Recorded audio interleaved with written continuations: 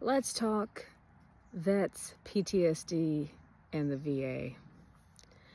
So, first, let me say that I have experience with PTSD, not from being in the military. I was never in the military, but from being raped and a bunch of trauma that I went through when I was younger. And it's been really interesting being in a relationship with someone with PTSD and seeing it from this side. So, I never really got help with what I experienced. I just kind of had to suffer through it and let time and a lot of self help. I mean, no one would help me. So I had to figure out how to help myself. And I wasn't always sure what things I was experiencing were PTSD and what was something else, just all this kind of stuff. Thankfully, I still have a partner that, just helped take care of me when I would have my bad episodes and helped, me figure out how to cope. Anyways, I'm in an open poly relationship, and I met my boyfriend Alex about a year ago, and I had been dating him for about a month, and he was in the Army and has a bunch of other history with things and stuff.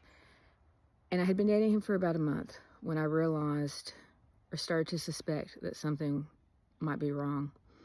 I remember we were driving in Florida to go to a casino, and I met him playing blackjack. So occasionally we'll go to casinos and relive that.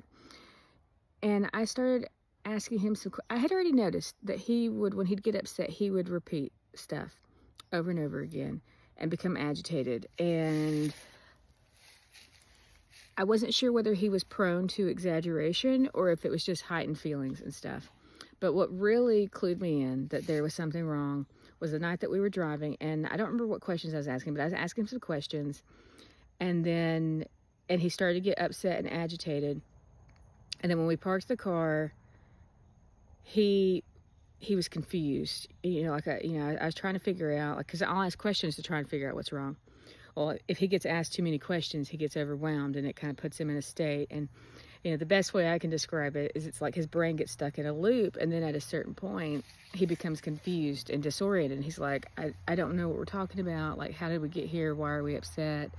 What's going on and stuff. And I realized that in that moment, or I started to suspect, okay, I know that he was in the military. I also know that he lost his son and went through a bad divorce and a whole bunch of stuff like that. And, any one of those things is enough to cause someone to have something like PTSD. Well, that night, what ended up happening is when I realized that, I was like, because I wasn't sure, it's like, how do I mean, he seemed like a computer that's like the software's not responding. And I was like, okay, well, on a computer, you in program or something like that. So it's like, okay, I think I know what to do. I'm going to go walk away and let him go for a walk, and we're going to take a break so that he can reset, like his brain can reboot. Because it seemed like as long as we were in the same space sitting there, that we were just kind of like waiting, like that little wheel just keeps turning or something like that. Anyways, long story short, that's when I realized that something was wrong, and I started to really pay attention to what was going on. And I soon realized that it was, not dangerous, but not good to wake him up if he was asleep, if he's startled awake. It very much is one of those, like, he's in a combat zone, he feels threatened and stuff. Like there was one night, accidentally woke him up, and he didn't raise his hand at me, but he raised his fist in the air, like prepared to defend himself. Then he saw it was me, and he turned around and stuff. But it's been weird. The sleep is a big thing, questions are a big thing, forms, lots of anxiety.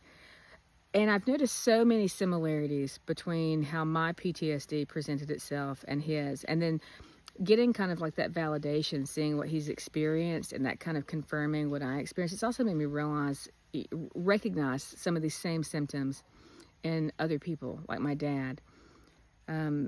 PTSD can happen to anyone, and it can also happen from a lot of little things building up.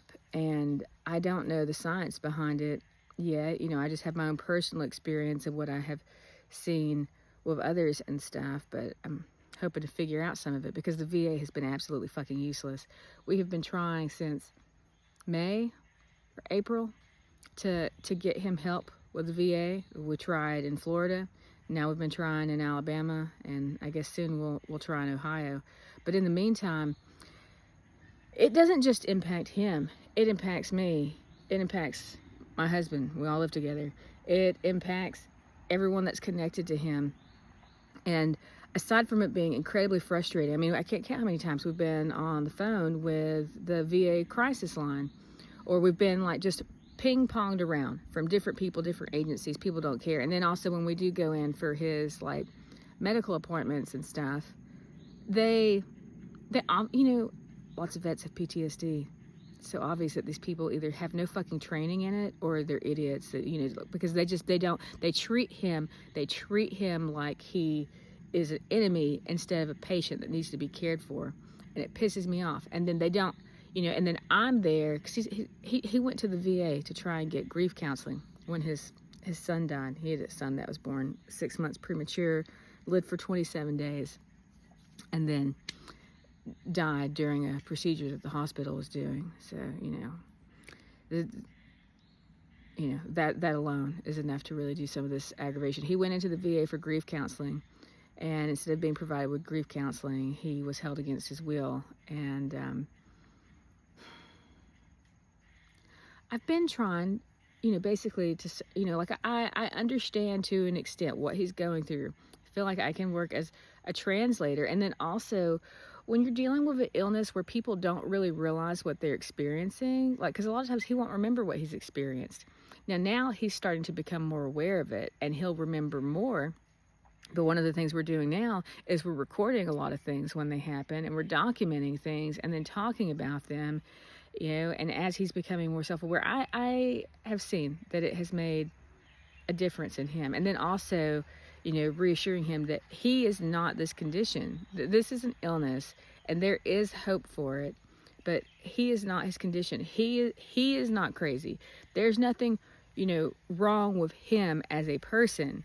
You know, he has a sickness. His mind has been overwhelmed with trauma, you know, and is stuck in this fight or flight mode, and he needs assistance.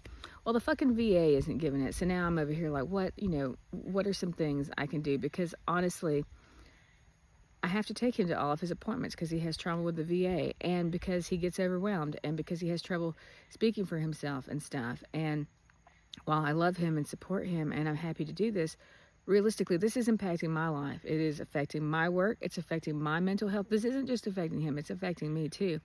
And like I went to the VA a couple of times. I've asked them, like, is there any support for, you know, friends and family that are trying to support, you know, the vets with PTSD? And, you know, by support, at that point, I was just asking, like, is there a fucking guide somewhere that will tell me, is it better when he goes into this certain state to stay there and listen to him and let him just talk it out? Or should I walk away at a certain point to try and get him to reset? Well, I'm slowly figuring it out the hard way. But, you know, it's basically told, like, no, like, you know, there's not anything, which is complete bullshit. You know, like, if you're not going to fucking take care of our vets, why don't you fucking help the rest of us fucking take care of them? And then the other thing is just there have been a few people that, you know, worked with me and stuff like that. But, you know, with something like this, it needs to be a team effort, not just with the medical facility, but with the patient and with the patient's, you know, support group, which would be me and our family. Well, you know, yesterday we went and he gets agitated and doesn't want to talk. But, you know, some people will only talk to him, even though I'm down to be able to speak for him when he's not right in his mind, and he tells them that he can speak to me. They still don't fucking talk to me. They don't fucking listen to me. I'm the fucking one that's fucking sane right now, that's watching everything, that could fucking give them information about what's going on, what his symptoms are, what's happening. Do they ever fucking listen to me? No, they don't. I'm just so fucking fed up. I'm so, you know, it's so frustrating. So here I am trying to help, trying to support him. It's affecting me. It's affecting everyone. Will you just fucking talk to me? Will you just fucking collaborate with me so that we can fucking get him the support that he needs? And will you fucking acknowledge that me and the other people here are suffering from this too? I'm so fucking pissed at the VA.